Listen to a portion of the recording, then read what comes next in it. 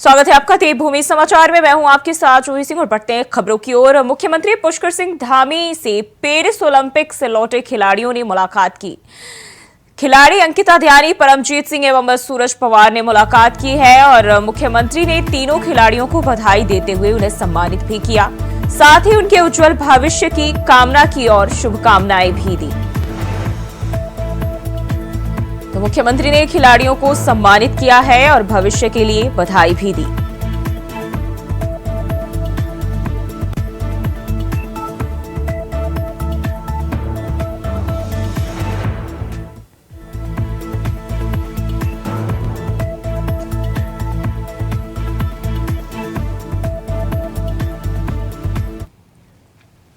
बढ़ते आगे, खबर देहरादून से है, जहां मौसम विभाग ने प्रदेश के 6 जिलों में भारी बारिश का ऑरेंज अलर्ट जारी किया है। मौसम विभाग के निदेशक डॉक्टर विक्रम सिंह ने बताया कि देहरादून, बागेश्वर, पिथौरागढ़, चंपावत, नैनीताल और उधम सिंह नगर में भारी बारिश होने की संभावना है। साथ ही राज्य के अन्य जिलों में भी तेज बारिश हो सकती है। वहीं मौसम विभाग ने लोगों से सावधानी और सतर्कता बरतने की भी अपील की है। जो भारी से बहुत भारी वर्षा है उसमें देहरादून है, बागेश्वर है और इसी तरह आपका जो है पिथौरागढ़ डिस्ट्रिक्ट है और साथ ही जो लोअर कुमाऊं रीजन के डिस्ट्रिक्ट है जिनमें कि नैनीताल है, चंपावत है, उधम सिंह नगर है, उनमें भी भारी से बहुत भारी वर्षा संभावना है। तो 4 से 5 डिस्ट्रिक्ट में इस तरह की एक्टिविटी है और बाकी जो डिस्ट्रिक्ट है उनमें भी जो भारी वर्षा है इक्का दुक्का वो और डिस्ट्रिक्ट में भी मिलेगी। तो कहीं ना कहीं 2 दिन जो है सतर्क रहने की काफी जरूरत है। जो लोग नदी नालों के आसपास रहते हैं तो उनमें जलस्तर बढ़ेगा, उनको काफी सतर्क रहना चाहिए। इसी तरह जो लोग आवागमन कर रहे हैं तो बहुत जरूरी है तो ही करें, नहीं तो जो है अवॉइड करने की कोशिश करनी चाहिए। और अगर बहुत जरूरी आवागमन जो है तो बहुत सतर्क हो करके और जैसे प्रशासन आपको दिशा निर्देश देता है उस तरह से जो है आवागमन करें, क्योंकि कहीं ना कहीं जो लैंडस्लाइड है या जो रास्ते हैं वो थोड़े जो है बंद होंगे कहीं कहीं पर, आप देखेंगे हिल्स में, तो वो चीज को देखते हुए काफी सतर्क रहने की जरूरत है। इसी खबर पर ज्यादा जानकारी के साथ देहरादून से धनराज गर्ग और कोटद्वार से हमारे साथ अंजुना गोयल भी जुड़ गई हैं। सबसे पहले धनराज, मैं आपके पास आना चाहूंगी। जिस तरीके से देखें, बारिश का कहर लगातार जारी है और एक बार फिर से जो है प्रदेश में कई अलग अलग जिलों में बात करें तो बारिश का जो अलर्ट है वो मौसम विभाग की ओर से जारी किया गया है। क्या जानकारी मिल रही है? जी बिल्कुल, देखिए उत्तराखंड वासियों की जो मुसीबतें हैं वो कम होने का नाम नहीं ले रहे हैं, क्योंकि पिछले कई दिनों से लगातार हम देख रहे हैं कि उत्तराखंड के तमाम जो पहाड़ी क्षेत्र है उनमें भारी बारिश देखने को मिल रही है, जिसके कारण कहीं न कहीं जनजीवन अस्त व्यस्त होता हुआ नजर आ रहा है। वहीं मौसम विभाग की तरफ से एक बार फिर चेतावनी जारी की गई है और साफ तौर पर कहा गया है कि 5 से 6 जिलों में भारी से भारी बारिश देखने को मिल सकती है, जिसमें देहरादून सहित कई जिले ऐसे हैं कि जिस पर भारी बारिश देखने को मिलेगी और इसमें सतर्क रहने के लिए निर्देश भी मौसम विभाग की तरफ से दिए गए हैं। क्योंकि लगातार मौसम विभाग की तरफ से अपील भी की जा रही है कि जिस तरीके से लगातार मौसम विभाग की तरफ से जो चेतावनी जारी की जा रही है तो उसको देखते हुए जो नदी नाले के पास बसे हुए लोग हैं या फिर जो लोग नदी नाले में नहाने के लिए जाते हैं उनसे भी अपील की गई है कि वो ऐसे मौसम में नदी नालों के पास नहीं जाए, क्योंकि नदी नाले ऐसे में उफान पर रहते हैं और कोई भी हादसा होने की संभावना बनी रहती है। इसके साथ ही चारधाम यात्रा उत्तराखंड की जोरों पर चल रही है, तो चारधाम यात्रा के में जाने वाले जो श्रद्धालु हैं उनसे भी अपील की गई है कि जो भी चारधाम यात्रा आना चाहता है वो पहले मौसम का पूर्वानुमान जान ले, उसके बाद ही चारधाम यात्रा शुरू करे। और ऐसे मौसम में कहीं ना कहीं चारधाम यात्रा पर जाने वाले यात्रियों से यदि अपील की गई है कि वो ऐसे में सतर्कता बरतें और जहाँ पर भी मौसम उनको खराब लगे वो वहीं पर रुकें, आगे यात्रा ना करें। बिल्कुल अंजना, अगर हम बात करें कोटद्वार की, वहां अभी कैसे मौसम देखे जा रहे हैं, किस तरह का बदलाव? आपको बता दूं, जिस तरह से लगातार बारिश हो रही है, लगातार, बिल्कुल हम ऐसे तो नहीं कह सकते कंटिन्यू हो रही है, लेकिन कभी सुबह और कभी शाम तेज बारिश और तूफान के से स्थिति बन जाती है। ऐसे में यहाँ पर जो है जब बारिश होती है तो जलभराव की स्थिति सबसे पहले हो जाती है, जिसकी वजह से जनजीवन अस्त व्यस्त हो जाता है। वहीं जो नदी किनारे लोग रहते हैं उनको भी खासी सबसे ज्यादा परेशानी का सामना उन्हीं को करना पड़ता है, क्योंकि जिस तरह से बीते सालों का हम आंकड़े अगर हम देखते हैं तो जो नदी के किनारे रहते थे उनको हमेशा परेशानी का सामना करना पड़ रहा है। जी बिल्कुल धनराज, अगर हम बात करें जिस तरीके से 6 जिलों के लिए जो है विभाग की ओर से ऑरेंज अलर्ट जारी किया गया है, लेकिन अन्य जगहों की हालात की बात करें, वहां के लिए क्या गाइडलाइंस जारी किए जा रहे हैं मौसम विभाग की तरफ से? बिल्कुल देखिए, मौसम विभाग की तरफ से भले ही 6 जिलों के लिए येलो अलर्ट जारी किया गया हो, लेकिन अन्य जिलों के लिए भी मौसम विभाग की तरफ से कहा गया है कि वहां पर भी बारिश, हल्की से मध्यम बारिश देखने को मिल सकती है। और ऐसे में खासकर मैदानी क्षेत्र की यदि मैं बात करूं तो जब इस तरह की बारिश होती है तो कहीं ना कहीं जल भराव की समस्या सभी के सामने आती है और उससे निपटने के लिए प्रशासन को भी अलर्ट मोड पर रहने के निर्देश दिए गए हैं कि ऐसी स्थितियों से निपटने के लिए प्रशासन को अलर्ट मोड पर रहना होगा। और हम देखते भी हैं कि लगातार जो प्रशासन है वो कहीं ना कहीं अलर्ट मोड पर रहता है, चाहे आपदा प्रबंधन की टीम की बात करें, एनडीआरएफ की टीम की बात करें या फिर एसडीआरएफ की टीम की बात करें, तमाम टीमों को अलर्ट मोड पर रखा गया है। और ऐसे मौसम में जब भी कोई भूस्खलन का मामला हो या नदी उफान का मामला हो या कहीं पर जल भराव की समस्या हो, ऐसी समस्याओं पर कहीं ना कहीं तुरंत कार्रवाई करने के निर्देश भी मुख्यमंत्री पुष्कर सिंह धामी की तरफ से लगातार टीमों को दिए जा रहे हैं। और देखने में भी आता है कि लगातार जब भी मुख्यमंत्री पुष्कर सिंह धामी कोई निर्देश देते हैं तो प्रशासन उसको बेखूबी से निभाता हुआ भी नजर आता है। जी बिल्कुल अंजना, जिस तरीके से देखें लगातार जो मौसम है वो अपनी करवट बदल रहा है, लेकिन लोगों को जो रोजाना की उनकी दिनचर्या है उसमें काफी परेशानी हो जाती है। अगर हम उत्तराखंड की बात कर ले तो पहले से ही पहाड़ी इलाका है और बारिश के दिनों में जो हालात हैं और जो है अलग ही देखने को मिलते हैं। जो आम जनता है उनके जीवन पर इसका काफी असर पड़ता है। ऐसे में उनके लिए किस तरह की व्यवस्थाएं की जा रही है? हाँ, जिस तरह से पहाड़ों का अगर जीवन हम कहें कि खाली बरसात में ही नहीं, हमेशा ही अस्त रहता है। कभी वो जंगली जानवर की वजह से परेशान होते हैं तो कभी बरसात के कारण परेशान होते हैं। वहीं उनके लिए अगर कुछ व्यवस्था सरकार की तरफ से की जाती है तो ऐसी कोई, क्योंकि उनके पास व्यवस्था नहीं है कि जो है वो ऊपर पहाड़ों पर रहने वाले हो, उनके लिए कोई व्यवस्था कर दी जाती है। क्योंकि वो हमेशा विस्थापन की बात कहते हैं लेकिन विस्थापन उनका कभी नहीं हो पाता है। सालों से वो सिर्फ इसी बात का दर्द झेल रहे हैं कि अगर हमारा विस्थापन हो जाता तो शायद हमारी जान माल की रक्षा, हमारे जो सामान होता है उन सभी की चीजों की रक्षा हो पाती, लेकिन ऐसा कुछ होता है नहीं। सरकार और जनप्रतिनिधि वादे करके और चले जाते हैं। बिल्कुल धनराज, हम बात करें अलर्ट की, जिस तरीके से विभाग की ओर से अलर्ट जारी किया गया है, लेकिन क्या लगता है मौसम में तब्दीली कब देखने को मिल सकती है? क्योंकि ये भारी बारिश जो है लगातार हर 1-2 दिन के बाद कहर ढा रहा है। लोगों को इस समस्या से कब तक निजात मिल सकती है? जी बिल्कुल, देखिए आपने सही कहा है कि बारिश लगातार उत्तराखंड के तमाम क्षेत्रों में होती हुई नजर आती है और जिससे कहीं ना कहीं एक कहर की तरह बारिश ये बरस रही है। और अभी भी यदि मौसम की बात करूं तो इस समय राजधानी देहरादून की यदि मैं बात करूं तो अभी जो मौसम है वो सुहाना बना हुआ है और कभी भी बारिश हो सकती है। और इसी तरीके से लगातार पहाड़ी क्षेत्रों में देखें तो अभी भी बारिश हो रही है और जो मौसम विभाग की तरफ से कहा गया है कि आने वाले 2 से 4 दिन अभी कोई राहत मिलने वाली नहीं है और ऐसे में मौसम कहीं ना कहीं अपना कहर बरसा सकता है। बिल्कुल अंजना, हम अगर बात करें देवभूमि की, बड़ी तादाद में जो लोग हैं वहां दर्शन करने, जो देव स्थान है जहां धार्मिक नगरी भी कहा जाता है, वहां पहुंचते हैं। और ऐसे में हाल ही में हमने देखा था कि काफी सारे लैंडस्लाइड की भी खबरें सामने आई। हालांकि सरकार ने काम किया है, लेकिन फिलहाल अगर हम जब एक बार फिर से मौसम विभाग की ओर से जो है अलर्ट जारी किया गया है, इसको ध्यान में रखते हुए क्या हिदायतें लोगों को दी जा रही है, जो श्रद्धालु वहां पहुंच रहे हैं, जो पर्यटक वहां पहुंच रहे हैं? जिस तरह से बड़ी संख्या में, बड़ी तादाद में यहाँ पर श्रद्धालु पहुंचे हैं और जो कोट द्वार है वो वैसे भी प्राचीन मंदिर सिद्धवली का धाम है, तो यहाँ पर भी लाखों की तादाद में श्रद्धालु आते हैं।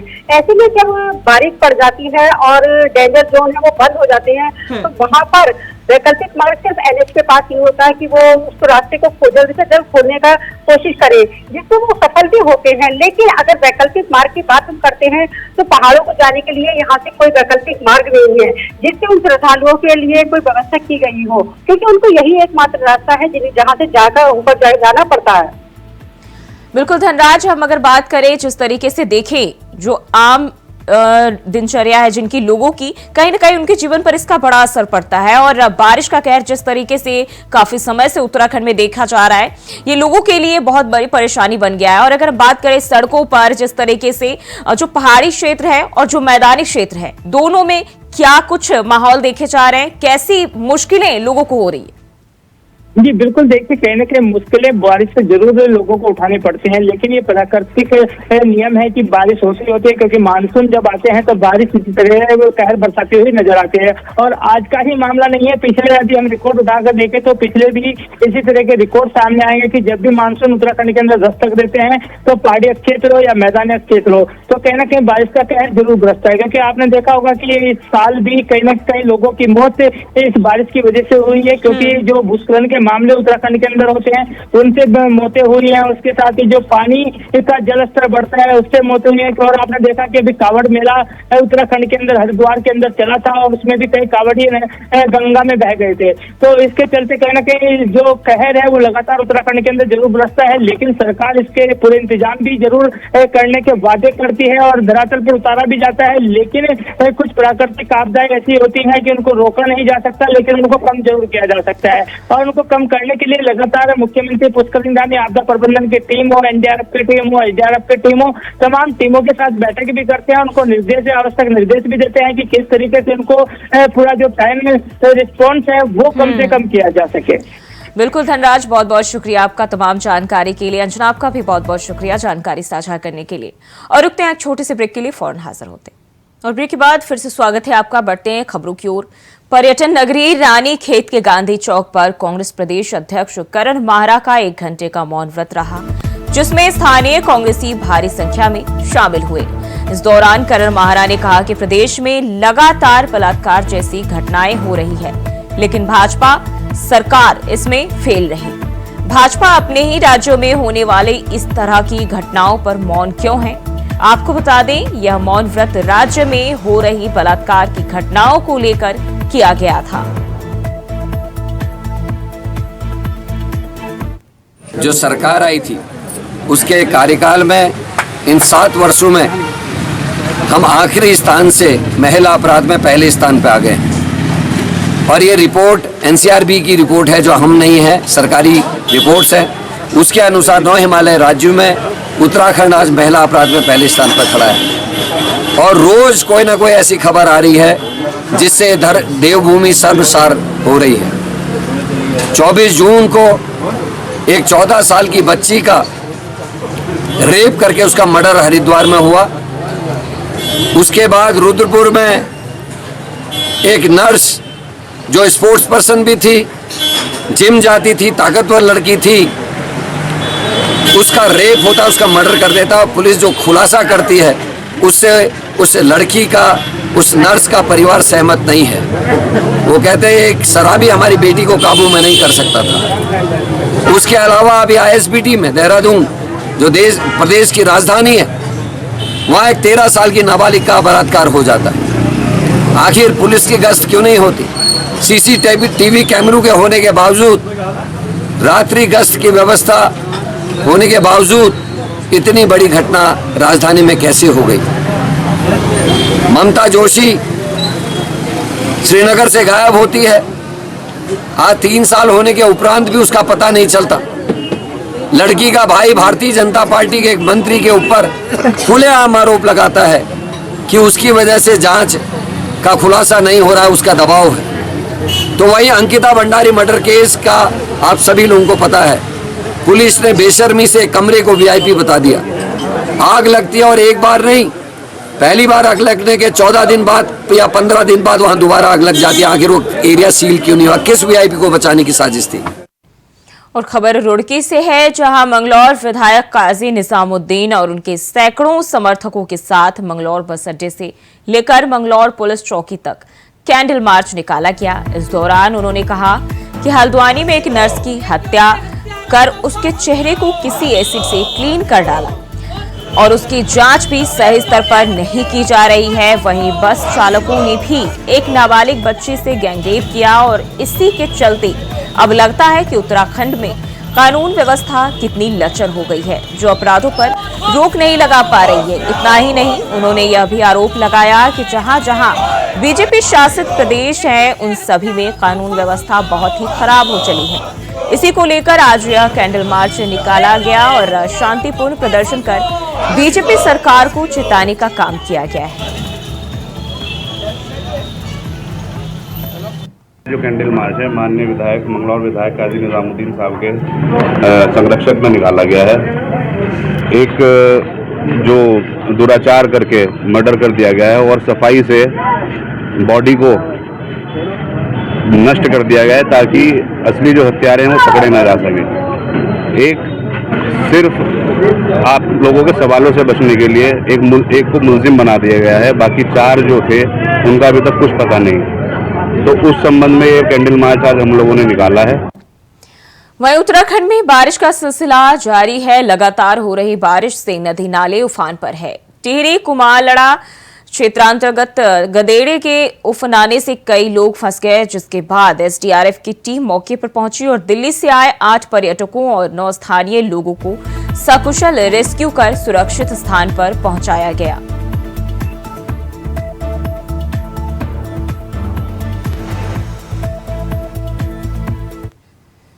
बढ़ते हैं आगे। चमोली में बद्रीनाथ नेशनल हाईवे पागलनाला गुलाब कोटी छिनका में भारी मलबा आने के चलते बंद हो गया। देर शाम से हो रही मूसलाधार बारिश की वजह से जनजीवन अस्त व्यस्त हो गया है। गुलाब कोटी के पास बद्रीनाथ हाईवे बंद होने से तीर्थयात्रियों से लेकर स्थानीय लोगों को भारी दिक्कत हो रही है।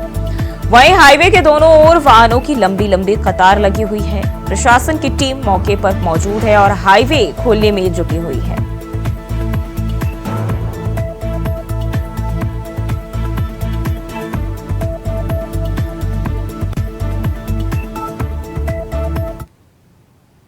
बढ़ते आगे। लैंसडाउन के रीखणी खाल में गुलदार का आतंक बना हुआ है। देर शाम 6 साल के बच्चे पर गुलदार ने हमला कर दिया।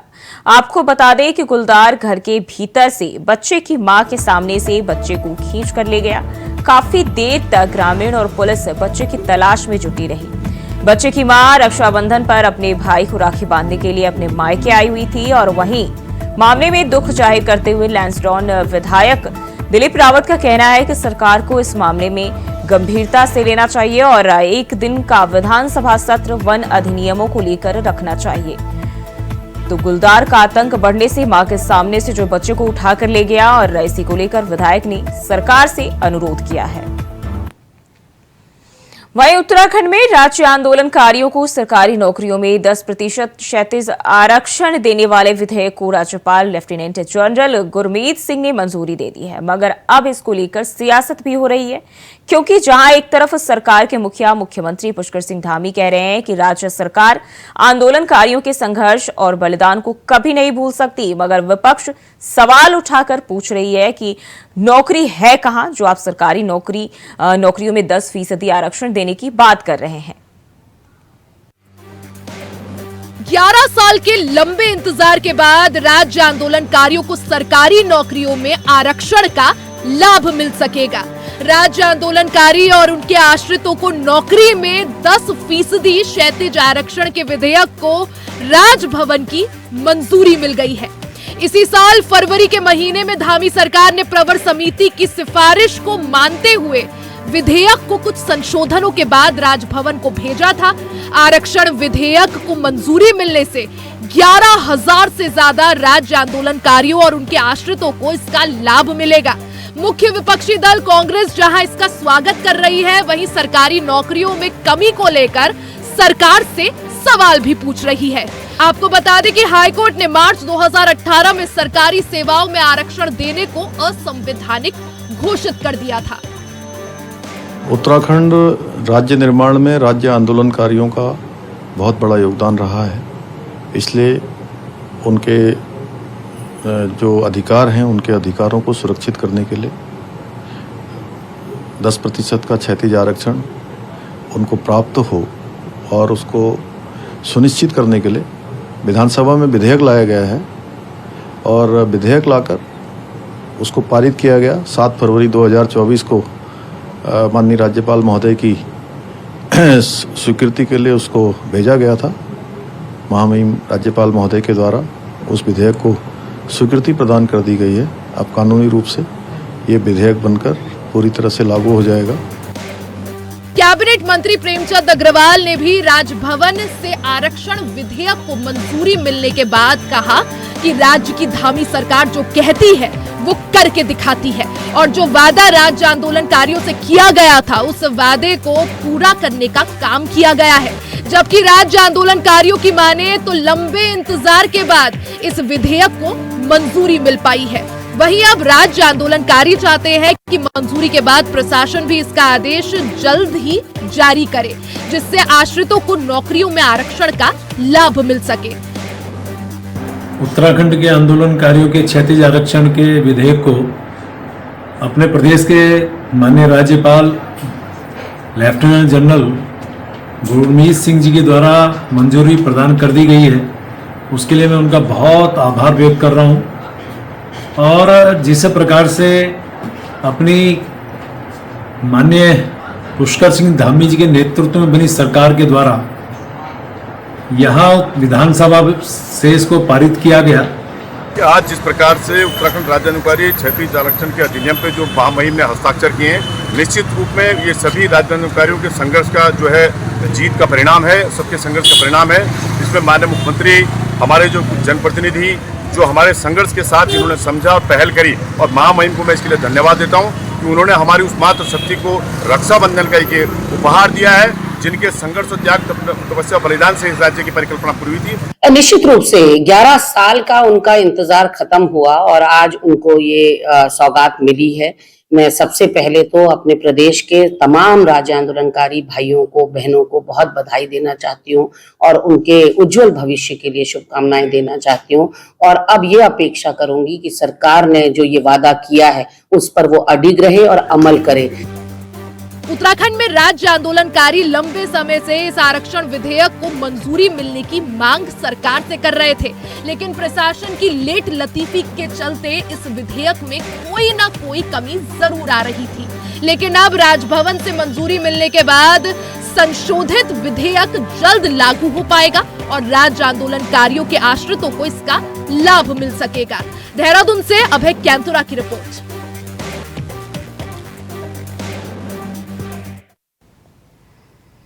और देवभूमि समाचार में फिलहाल के लिए बस इतना ही। खबरों के लिए बने रहिए इंडिया वॉइस के साथ।